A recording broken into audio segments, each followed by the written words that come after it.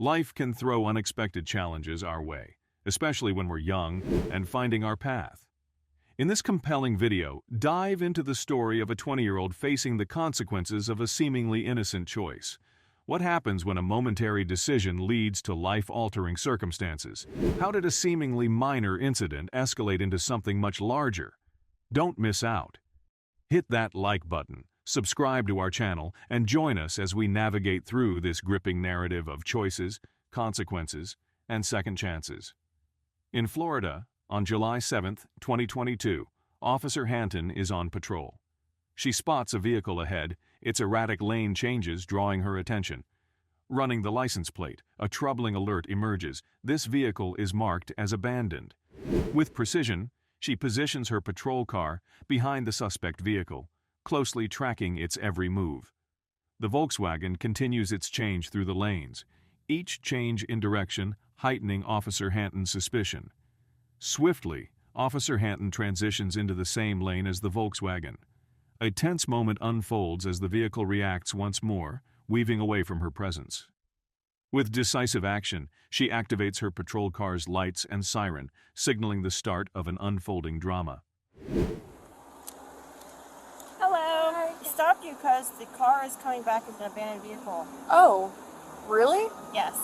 Which car is it? It's my dad's car, but... Okay. Did he have it?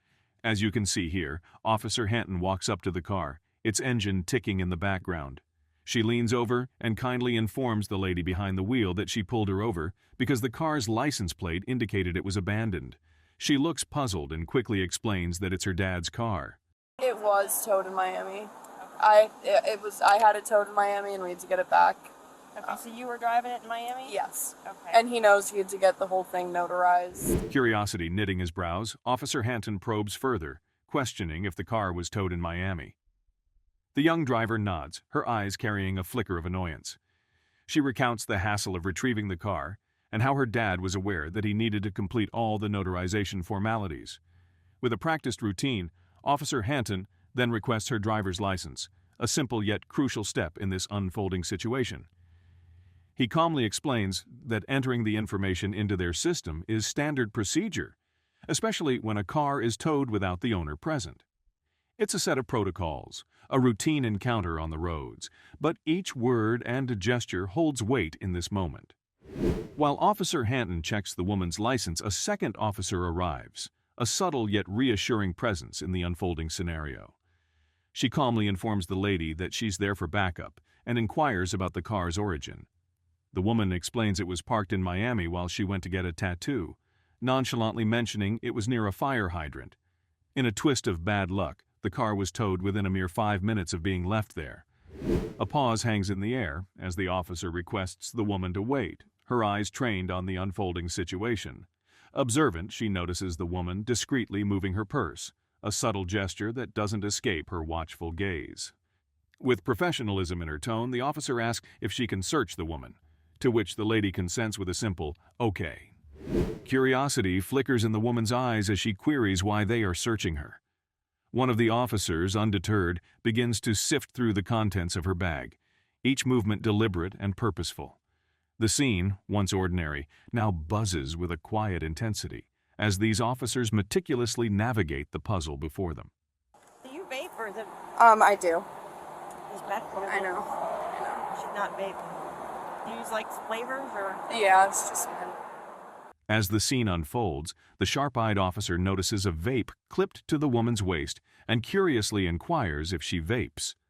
The woman admits to the habit, to which the officer, with a touch of concern, advises against it, citing its harmful effects. Meanwhile, the officer inspecting her bag uncovers a stash of vapes and multiple IDs, a discovery that raises eyebrows and prompts more questions.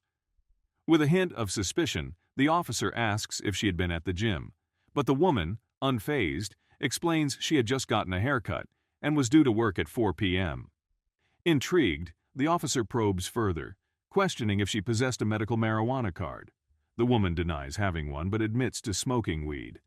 The officer then inquires if she had indulged recently, and she confesses to smoking a joint the previous day. The tension in the air heightens as the officer reveals they are still awaiting confirmation from Miami about the car's status. In a moment of stern advice, the officer reminds her about the fire hydrant incident, to which the woman nods, acknowledging her mistake and her father's subsequent anger. It's just an eyelash brush. You got a lot of these. Yeah, I get my eyelashes done, and she gives me some every time I go. Like, dang, what are these? Simultaneously, the other officer exploring the woman's car opens the trunk to find a surprising number of eyelash brushes. The woman explains, almost sheepishly, that she frequently gets her eyelashes done, adding a touch of unexpected detail to the unfolding narrative. In this tense moment, the officer, perhaps sensing an opportunity to unravel the truth, inquires if the woman's car tends to get hot. The woman, her face etched with discomfort, reveals she can't even touch her steering wheel when it gets scorching. The officer, examining her car, keenly observant, questions her colleague about the woman's eyes, looking for any telltale signs. The answer comes back negative. Unexpectedly, the woman interjects, confessing to having a weed pen in her car. A palpable shift occurs. The officer, aware of the gravity of the situation, interrupts, insisting that before they discuss the weed pen, the woman must be informed of her rights. It's a critical moment. The officer clarifies she isn't under arrest, but emphasizes the importance of knowing her rights. With methodical precision, the officer begins to read the woman her rights, the words hanging heavy in the air, marking a significant turning point in their encounter. In this unraveling conversation, the officer, her tone steady, inquires why the woman was carrying the weed pen. The woman, her voice a mix of nervousness and candor, admits it's not her usual practice. She explains it was on her lap because she had no other place to stow it. But the revelations don't stop there. In a surprising twist, the woman admits to having fake IDs, adding another layer of complexity to the situation. When asked about their origin, she confesses she didn't make them herself, but had ordered them. It's a subtle admission, acknowledging her involvement indirectly. She quickly clarifies that a friend was responsible for their creation, trying to distance herself from the act while admitting her association with the fake IDs. The air thickens with the weight of her admissions, each word painting a more intricate portrait of the unfolding events. With the conversation deepening, the officer turns to her colleague, asking if they have the necessary equipment to test the contents of the woman's weed pen. There's a tangible sense of anticipation in the air as the officer delves back into questioning the woman. She gets straight to the point, asking about the purpose behind the fake IDs. The woman, now in the spotlight, explains that she acquired the fake IDs because her friends in college had them. They wanted her to visit, and these IDs were the means to enable those plans. When probed about her age, she reveals she's 20, eagerly awaiting her 21st birthday in a few months. The officers, undeterred, inquire about the source of the weed pen. With surprising honesty, she admits a friend got it for her. The officer, her tone a mix of skepticism and curiosity, remarks, "Sounds like your friends do a lot for you," capturing the essence of the situation. In these words lies a subtle reproach, highlighting the woman's dependence on others and underscoring the complexities of the choices she's made. In that crucial moment, the officer's words hang heavy in the air, laden with legal weight. She informs the woman that possessing multiple driver's licenses and a marijuana-based gun is a felony, a stark reality that crashes down upon her. As the gravity of the situation sinks in, the woman crumbles, her emotions spilling over into tears. The legal process takes its course. The woman is charged with possession of counterfeit IDs and possession of a controlled substance, charges that cast a shadow over her future. However, a chance at redemption presents itself. After completing 75 hours of community service with a nonprofit organization of her choice, the charges are dropped, offering her a second chance, a lifeline amidst the stormy seas of consequences. It's a lesson learned through hardship, a narrative of choices, accountability, and ultimately, the opportunity for redemption.